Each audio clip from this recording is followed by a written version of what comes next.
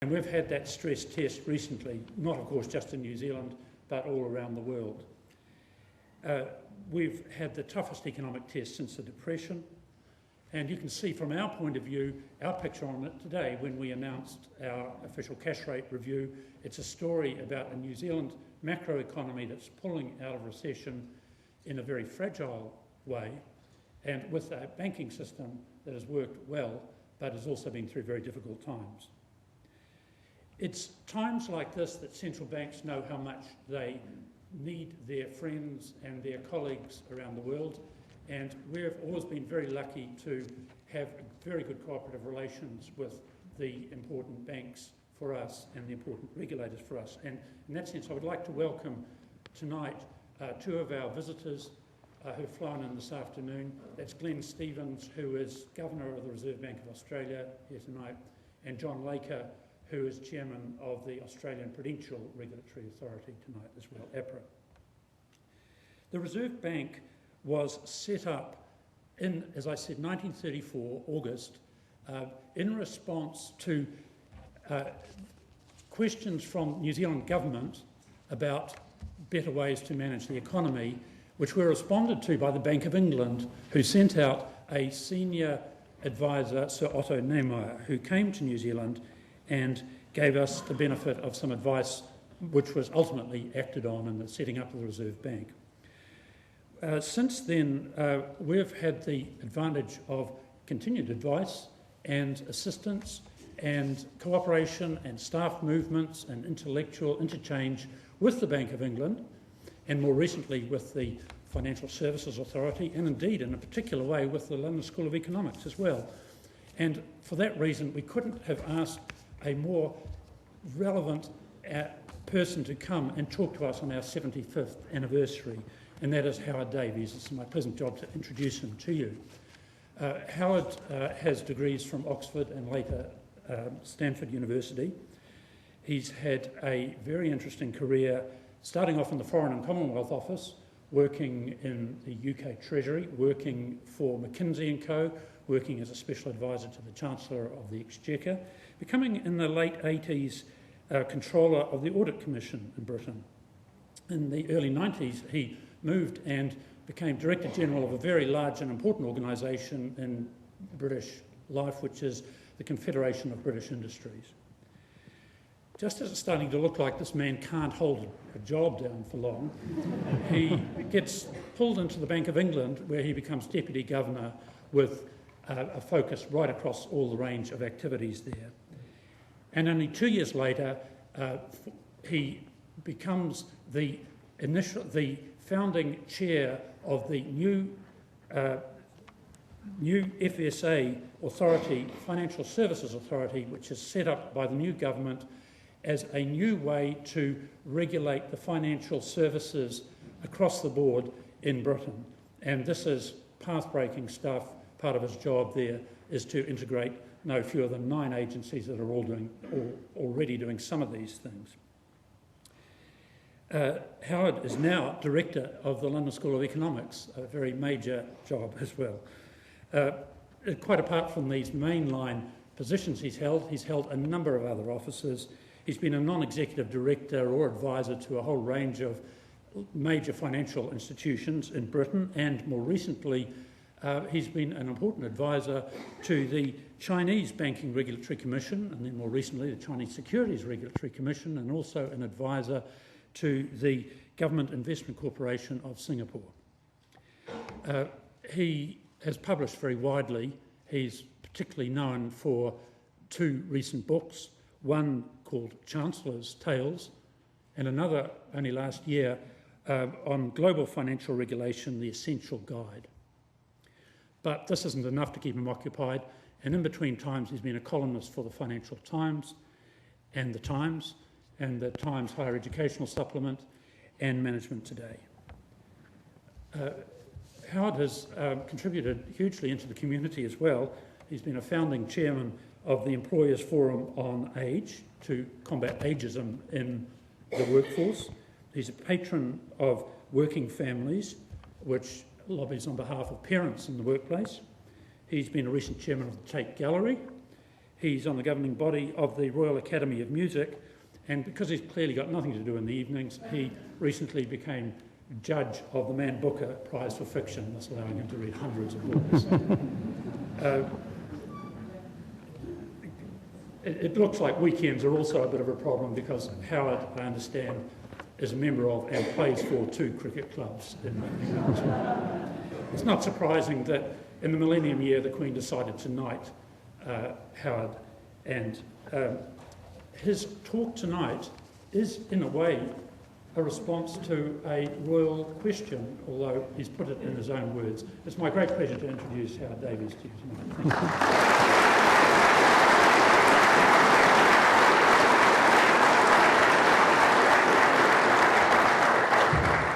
Well, thank you very much, Alan, for that kind introduction, and thanks to the Reserve Bank for giving me the opportunity to come over here to join in the celebrations of your 75th birthday. I have to say, though, I arrived yesterday, and late last night I really wondered if I was going to be able to come and speak to you, because I was just having a quiet pint of original in a bar when I was set on by 4 New Zealand rugby supporters who clearly mistook me for a Springbok forward. I had no trouble getting rid of them, of course, but I do expect a letter of apology from the Prime Minister for this unfortunate circumstance. Also, I have to say I'm very flattered by a number of people who are here, and also by the quality. I looked through the list of people, and I looked and discovered that 40% of the people here this evening have a PhD from the London School of Economics, which I gather is something which every New Zealand public servant must have. But there are, apart from that, 3 particular reasons why I was delighted to accept the invitation, and none of them was the opportunity to visit New Zealand during your winter in the middle of a Home Ashes series. But the first is that, as Alan said, the Bank of England was, if you like, midwife to the birth of the Reserve Bank 75 years ago. The second is that there is a close link between New Zealand and the LSE. One of the most celebrated economists in the LSE's history, Bill Phillips, he of the Phillips curve, was a New Zealander, and some years back the school gave New Zealand one of the Phillips machines, which illustrates in a vivid way the relationship between inflation and unemployment. You can see it, in fact, in the Reserve Bank Museum. We don't now think of that relationship quite in the way that Bill Phillips did, but many of his insights are still highly relevant. And the third reason is that over the last year I've been working on another book about the future of central banking, and the Reserve Bank has a particular place in the history of central banking in the last 20 years as the originator of inflation targeting, a policy framework which is now spread around the world. More than 20 other countries have adopted it. And in that book, I shall argue that inflation targeting now needs some further development in the light of the crisis, and I'll come on to that in a moment. But there's no doubt that the Reserve Bank has been a highly influential organization internationally under Don Brash and Alan Bollard. In central banking, as in rugby union, New Zealand punches above its weight, only metaphorically in the first case, sometimes literally in the second. The subject matter I've chosen for this evening is, however, the financial crisis itself, and particularly the big question which remains under debate: whodunnit? Now, when, as Alan referred to the Queen, and when she opened a new building at the LSE last November, I'd lined up one of our professors of economics to show her just 3 slides as part of a tour on the financial crisis. The first one showed the growth of securitizations, particularly in the subprime market. The second one showed the price collapse. And the third one actually showed the consequences on funds flows into emerging markets. And the Queen rather acutely listened to this for the statutory sort of 4 minutes and said, "That's awful," which as a 2-word summary of the crisis is about as good as you can get, but then did completely floor the professor with the question, why did nobody see it coming? which is altogether more difficult and very much above my pay grade. But recently, just in the last few days, a group of people got together under the auspices of the British Academy and sent the Queen a letter, and that's what's been reported in an attempt to answer this question, which has generated some commentary, including this cartoon from a Canadian newspaper, which I think probably is enough on that question.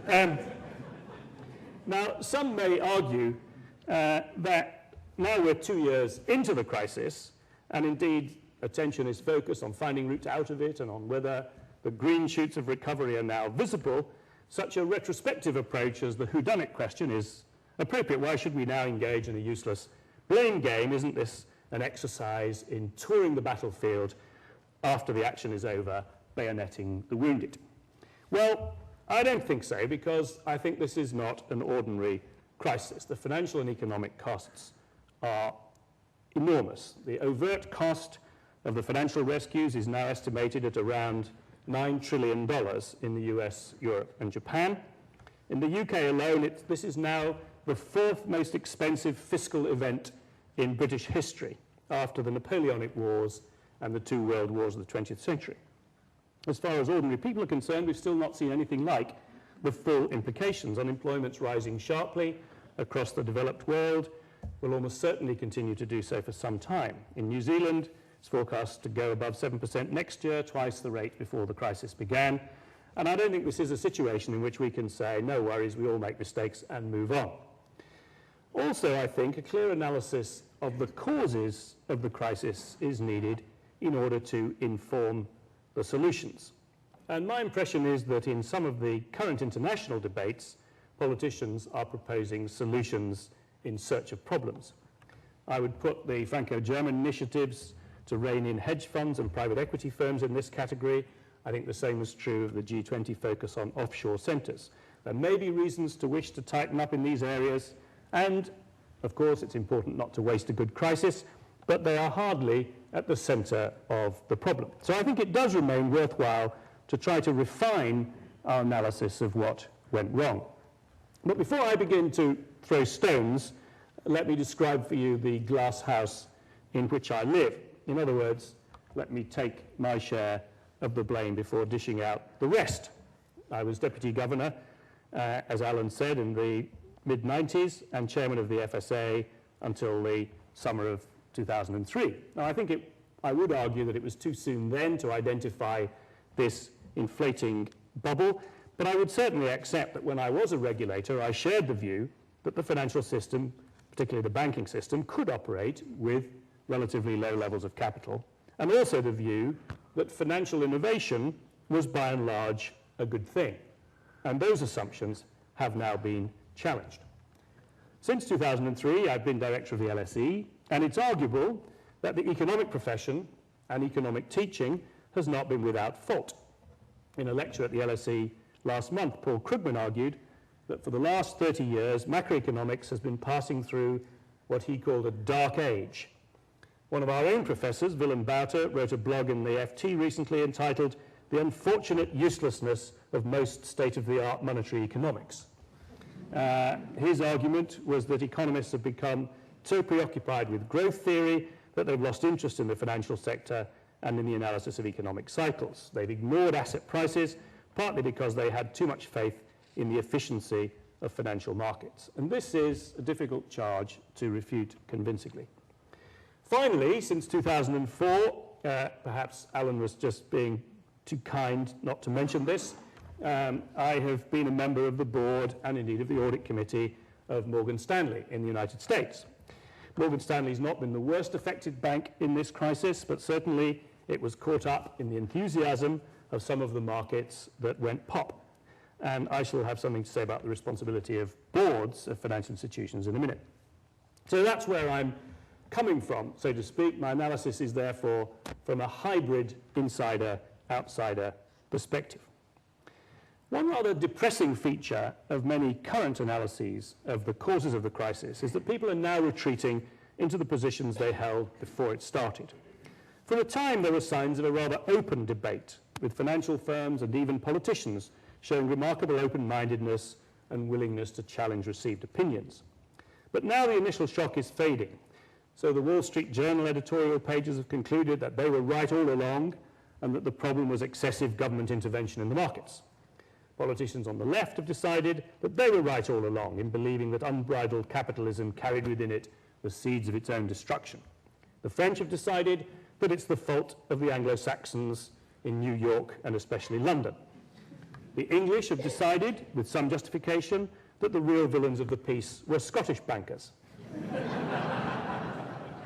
The Tories think the only villain is a Scottish Prime Minister. No doubt in New Zealand, there are those who blame all your economic ills on your trans-Tasman cousins.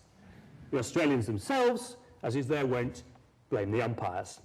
Now, what do ordinary people think? Well, they seem to have a fairly balanced view. A British financial website shows a good distribution of responsibility, with all the main suspects named. Bankers take pride of place, and I wouldn't wish to do anything to deny them that accolade. But there are some more wacky claims around. The Scientific American has argued that it's to do with testosterone, often a handy culprit, though I'm quite keen on testosterone myself. But a recent Boston Globe survey, it should say Boston Globe as newspaper, showed that 25% of Americans and 32% of Democrats polled believed the crisis was caused largely by the Jews. And one Oxford professor has advanced the theory that the roots of the crisis lie in violent video games. The inhabitants of trading rooms have been brought up in a kind of virtual reality mode whereby you can play dangerous games on screen, causing death and destruction without any risk of genuine harm to yourself. And the same philosophy carries over into their trading strategies. Actually, that theory may not be as wacky as it sounds, but I'm not proposing to dwell on it this evening. Instead, let me try a heroic attempt to produce a summary of the crisis in about 90 seconds, which should be enough for a pretty comprehensive analysis. The crisis was triggered by a re-rating of risk in financial markets, first of the subprime market in the United States. That re-rating pushed down the prices of bonds and other financial assets and generated losses which were too large to be absorbed by the financial system, which had too little capital. The risk that many financial institutions would therefore go bankrupt generated panic, which triggered a collapse in credit, which spread the crisis beyond the markets where it started and caused a general collapse in economic confidence and then in economic growth. Now, the collapse was all the more severe because it had been preceded by a massive expansion in credit and in asset prices, especially in the housing markets in the US and elsewhere. So we have to ask why those credit and housing bubbles inflated in the first place. And I think behind them we can see the impact of what was called the Great Moderation, which caused policymakers to believe that productivity growth had jumped to a new trajectory. The emergence of huge global imbalances, especially between China and the oil exporters on the one hand, and that's the bars above the line. China is the blue one and the oil exporters is the sort of tasteful burgundy one. Those huge surpluses were balanced by large deficits by the US in the green and the UK, the sort of pink one at the bottom.